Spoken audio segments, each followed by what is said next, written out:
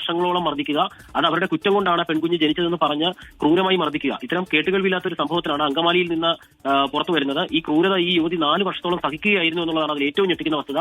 2020 ഇവരുടെ കല്യാണം കഴിയുന്നത്. 21 ആദ്യത്തെ കുഞ്ഞുണ്ടാകുന്നു.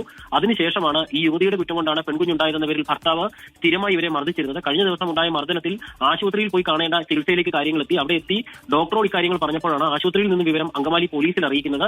തുടർന്ന് പോലീസ് ഇത് ഒരു സാധാരണ ഗാർഹിക പീഡനം എന്നുള്ള രീതിയിൽ എത്തുകയായിരുന്നു. പക്ഷേ പിന്നീട് ഈ യുവതിയുടെ മൊഴി എടുത്തപ്പോഴാണ് കഴിഞ്ഞ 4 വർഷമായി നേരിട്ട ക്രൂരത, കുട്ടിക്കും യുവതിക്കും നേരിട്ട ശാരീരികവും മാനസികവുമായ ബുദ്ധിമുട്ട് പോലീസ് അറിയുന്നത്. ഇതോടെയാണ് പോലീസ് എഫ്ഐആർ രജിസ്റ്റർ ചെയ്യുന്നത്. എഫ്ഐആറിൽ തന്നെ വളരെ കൃത്യമായി പറഞ്ഞിട്ടുണ്ട്, പെൺകുട്ടി ജനിച്ചത് യുവതിയുടെ കുറ്റം കൊണ്ടാണ് എന്നും യുവതിയെ വളരെ മോശപ്പെട്ട വാക്കുകൾ ഉപയോഗിച്ച് ഇയാൾ സ്ഥിരമായി വിശേഷിപ്പിക്കാറുണ്ടായിരുന്നു എന്നും ഉൾപ്പെടെ ആ എഫ്ഐആറിൽ കൃത്യമായി പറയുന്ന വാക്കുകൾ പോലും പൊതുസമൂഹത്തിന് മുന്നിൽ പറയാൻ പാടില്ലാത്ത വാക്കുകളാണ് ഈ ഭാര്യയ്ക്ക് മേൽ ഇയാൾ ഉപയോഗിച്ചുകൊണ്ടിരുന്നത്. ഏതായാലും നിലവിൽ ഇപ്പോൾ പോലീസ് എഫ്ഐആർ രജിസ്റ്റർ ചെയ്തിട്ടുണ്ട്. അത് പ്രാഥമികമാണ്. യുവാവിന്റെ അറസ്റ്റ് രേഖപ്പെടുത്തിയിട്ടില്ല.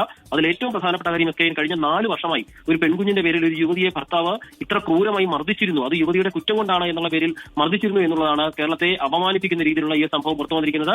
ഡോക്ടർമാരുടെ വിവരങ്ങൾ അറിയിച്ചതിന്റെ അടിസ്ഥാനത്തിൽ ഇപ്പോൾ അങ്കമാലി പോലീസ് കേസെടുത്തിട്ടുണ്ട്. യുവതി ഇപ്പോൾ കുഞ്ഞുമായി സ്വന്തം വീട്ടിലേക്ക് മാറുകയും ചെയ്തിട്ടുണ്ട്. 4 വർഷമായി തുടരുന്ന ക്രൂരതയാണ് യുവതി അനുഭവിക്കേണ്ടി വന്നത്. ഒരു പെൺകുഞ്ഞ് ജനിച്ചു എന്ന വലിയ കുറ്റം ആയി വ്യാഖ്യാനിച്ചു.